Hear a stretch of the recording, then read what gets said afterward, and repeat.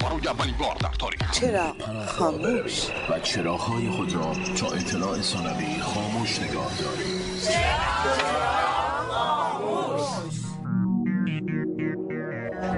شنبه، یکشنبه، دوشنبه، سه‌شنبه، چهارشنبه. اینجا چراغ خاموش، شنبه تا چهارشنبه با ما همراه باشید در چراغ خاموش. اقتصاد سبز، نمیدونم چند بار این کلمه به گوشتون خورده.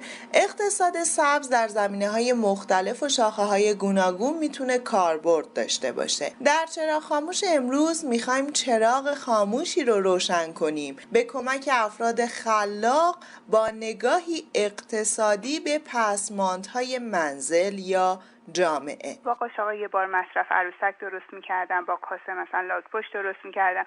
من با همکاری دخترم خانه بازیافتی ساختیم که همه چیش با بازیافت داره. ترویج این فرهنگ زیبا، نگاهی متفاوت به وسایل دورریز. در ورودی که وارد میشین این دیدین وقتی در باز میشه یه صدایی میاد، مثلا یه زنگوله صدایی چیزی هست، ما اونا رو با کلیدای به درد نخور درست کردیم.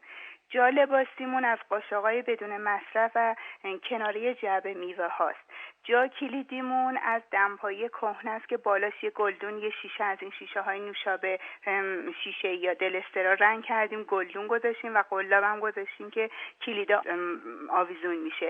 چون همین جام مدادیایی که میگیم با قوطیای کنسرو و روبینا، جالبه که یکی از دوستان بودن که بچه‌شون یعنی از وسایل هر چی که شما فکرشو بکنین بهترینش رو توی دنیا داشت. از همین چی میگن قوطیای کنسرو که به صورت نقاشی شده کار کرده بودیم و اینا، طوری شد از این خوشش اومد. مثلا مداد رنگ جام مدادی خیلی گرونشو گذاشته بود کنار، مداداشو توی این ریخته.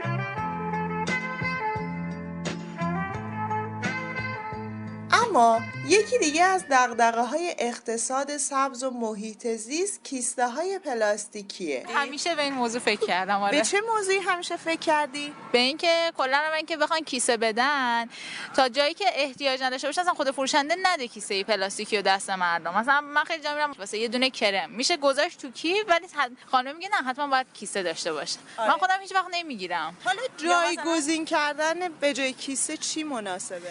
مثلا من یه سری کیفای پارچه‌ای هست خیلی نازک، وزنی هم نداره که بخوان ازتون موقع خرید اونو ببرن با خودشون، به جای اینکه چند تا کیسه های مختلف بگیرن همه رو خریدشون رو بزنن تو اون لباسا رو. من خودم یه دونه دارم، یه کیسه پارچه‌ای کوچیکه همیشه همراهتونه تقریبا. آره بخوام مثلا بدونم چند تا جا میخوام خرید کنم اکثرا اونو با خودم میبرم که دیگه کیسه ور ندارم. راهکاری نوین از طریق تولید کنندگان ایرانی. پلاستیک الان قسمتی جدیدی وارد پلاستیک شده به نام تجزیه پذیر یا تخریب پذیر تو طبیعت که محصولات ما داره و این محصولات تخریب پذیر بعد از 1 سال که مجاورت نور خورشید یا خاک قرار بگیره شروع به تجزیه میکنه. یعنی الان چیزی که معروفه اینه که اولین پلاستیکی که درست شده هنوز تجزیه نشده، ولی محصولاتی که ما تولید میکنیم بعد از 1 سال تو مجاورت خورشید یا خاک باشن شروع به تجزیه میکنن و نهایت تو 3 سال تجزیه میشن. بسیار عالی، گزارش خیلی خوبی بود. حتما میدونید که بازیافت یک فرایند پردازشی روی مواد مصرفی که حالا ما اونها رو دور میاندازیم و از اینها یه مواد تازه دیگری تولید میشه که توی کاهش آلودگی هوا و همینطور کاهش آلودگی آب به خاطر تدفین بعضی از این مواد در خاک میتونه مؤثر باشه. ما به همین منظور میخوایم گفتگو بکنیم با دبیر کل محترم اتحادیه صنایع بازیافت ایران آقای سید توحید صدرنژاد که همینک پشت خط ارتباطی ما هستن و خدمتشون سلام عرض میکنم. آقای صدرنژاد درود بر شما. سلام عرض میکنم خدمتتون. سپاسگزارم. خیلی جالبه که به هر حال این به نوعی صنعت اتحادیه‌ای داره و کارهایی رو سر و سامان میده. در استودیوی برنامه جناب آقای پرویزیان کارشناس اقتصادی ما هم حضور دارن که ایشون هم با شما سخن رو آغاز میکنن. منم خدمت شما سلام عرض میکنم. بزرگوار قربان در خدمتیم.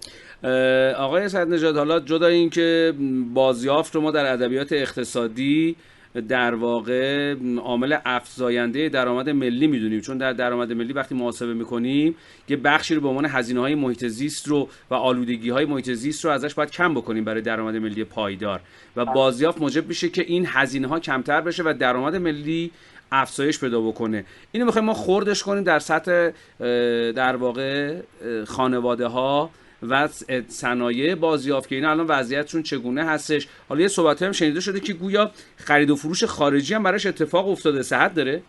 بله قربان. بله دلالانی هستن که حالا چگونه است شما توضیح بدید؟ عرض کنم حضورتون که ببینید واقعیتی که وجود داره اینه که ضرورت بازیافت به عنوان یک صنعت استراتژیک توی خیلی از کشورهای پیشرفته دنیا احساس میشه. واقعیتی که هستش اینه که وقتی منابع طبیعی ما مثل نفت، مثل پولاد، مثل چیزهای دیگه در سالهای خیلی نزدیک به پایان میرسه، این کشورها میدونند که اگر راهی به فکر بازیابی منابع نداشته باشن اون زمان دچار مشکل میشن.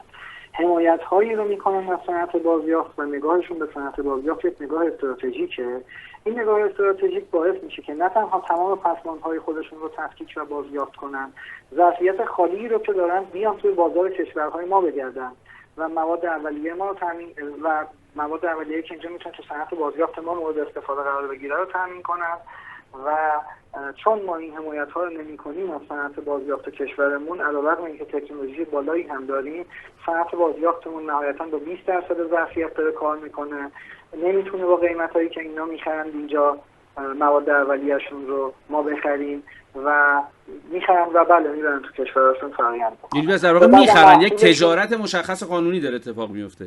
بله مشخص قانونی اتفاق میفته و محصولشون رو دوباره ما میخریم. یعنی ما میتونیم آخال کاغذ رو خودمون بازیافت کنیم، کاغذ تولید کنیم و ارزش افزوده آخال تا کاغذ تو اقتصاد کشورمون. آقای صدرنژاد اگر این خرید در کشور خودمون اتفاق بیفته، صرفه‌های اقتصادی که حالا براش متصوره تحقق پیدا نمیکنه؟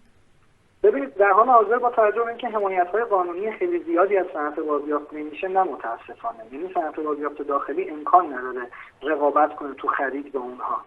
ولی ما امیدواریم با توجه به اینکه فرایند بازنگری قانون مدیریت پسماند و قوانین پایین دستیش در حال اجراست، امیدواریم خیلی زود این زیربناها به وجود بیاد تا بتونیم با تولید کردن رقابت کنیم با اونها و اجازه ندیم اصلا این از کشور. آقای صدرنژاد شما یک در واقع بیان کلی دارید، میگید حمایت قانونی میشه به طور مشخص بفرمایید گیر کار کجاست؟ ما در خیلی از فرآوردهای دیگه اونم خام فروشی داریم، مال خودمونه نمیتونیم فرآوری کنیم، خام میفروشیم، از نفت خام گرفته تا مواد معدنی. این یک فرآیند کلی است که تو اقتصاد اون باید اصلاح بشه. اما تو بخش شما دقیقاً گیر کار کجاست که میگید حمایت نمیشه؟ ببینید کشورهای پیشرو دنیا تو این زمینه به این نتیجه رسیدند که صنعت بازیافت فعالیتش یعنی جلوگیری از آسیب محیط زیستی، دفن زباله، امحاء زباله و هزینه‌های بهداشتی که متعاقبش به وجود میاد. نتیجتاً اتفاقی که میفته اینه که قوانینی دارن. مثلا یکی از نکاتی که تو قوانینشون وجود داره اینه که هزینه بازیافت رو بازیافت کننده پرداخت میکنن. دولت ایتالیا به ازای 7 تن روغن موتور 380 یورو عوارض وضع میکنه از مصرف کننده میگیره برای بازیافتش و وقتی بازیافت کننده اعلام میکنه من اینو بازیافت کردم پرداخت میکنه بازیافت کننده. در ارتباط با کمپوست، کود شیمیایی، کاغذ، در ارتباط با همه اینها وجود داره. این یک نکته است. نکته دوم اینه که صنعت بازیافت از مالیات عملکرد معافه توی کشورهای دنیا و اینجا ما مالیات پرداخت میکنیم. نه تنها مالیات پرداخت میکنیم چون که پسماندی که کارخونه‌ها میخرن از مبادی رسمی نمیخرن، فاکتور نداره و دارایی خیلی وقتا اینو به عنوان هزینه قبول نمیکنه. آقای صدرنژاد این بر عهده اتحادیه شما نیست که در این زمینه و در این راستا حالا اگر قانونی باید تصویب بشه، کاری باید انجام بشه، اقدامی بکنید؟ بله دقیقاً و ما داریم انجام میدیم. فکر میکنید کی به نتیجه برسه؟ من خیلی امیدوارم. ولی واقعیتش سازمان حفاظت محیط زیست بسیار در این 2 سال گذشته کمک کرده به این فرآیند و وقت بسیار زیادی گذاشتن. مشاورین خانم ابتکار اومدن تو این پروژه ما کمک کردن. یه سندی تنظیم شده که این سند واقعا به عنوان ابتکار کشور میتونه بره تو مجامع زیست محیطی تقدیم بشه. الان خبری که من دارم اینه که کارگروهش قراره تشکیل شه توی دولت و اگر این به صورت تصویب شه توی دولت به صورت لایحه بره مجلس و تصویب شه، شاید بدون هیچ گونه در واقع کار خاصی ما بتونیم همین ظرفیت‌های خالی کشور رو تو صنعت بازیافت به کار بگیریم و واقعا دگرگون میشه وضعیت. آخه کشورهایی که توی حفظ محیط زیست و اقتصاد سبزشون موفقن و پیشروان، این رو به عنوان یک صنعت استراتژیک تلقی میکنن، خیلی هم مهم میدونن. حتی اومدن توی پسماند الکترونیک هم وارد شدن و صنایع الکترونیکشون رو هم با این صنعت دارن اداره میکنن. ما چی؟ ما داریم در این زمینه چیزی؟ به حضور خواهد کنم که خب مبحث پسماندهای الکترونیکی که مباحث نو و بکریه که امروز در جهان جریان داره. میگم کشورهایی که در این موضوع احساس در واقع مسئولیت میکنن که از منافعشان بهره‌مند میشن. الان اون 3 کشور چین، سنگاپور و تایوان تبدیل شدن به محور این حوزه و اینها قطعات الکترونیکی رو از روی بردها جدا میکنن و حتی بعد از تایید کیفیت مجددا استفاده میکنن. خیلی متشکرم. آقای پرویزیان سوالی اگر نیست چون فرصت کمه. صحبت‌های ایشون از دیدگاه خودشون خیلی کامل و شفاف گفتند. خب بله، وقتی قراره که اینا مالیات هم بدن و خب حمایت هم نمیشه و مقایسه میکنن با استاندارد جهانی، یه پاسخ خیلی ساده وجود داره. حالا که این مسئله هستش، خب حداقل فروختنش بهتر است که بسوزونیم یا دفع کنیم، محیط زیست رو بیشتر دچار مشکل بکنیم.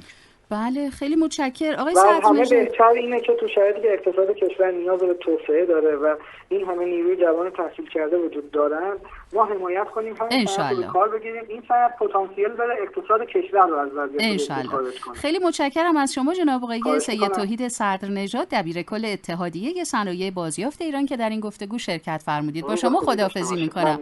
خدا نگهدارتون. واقعا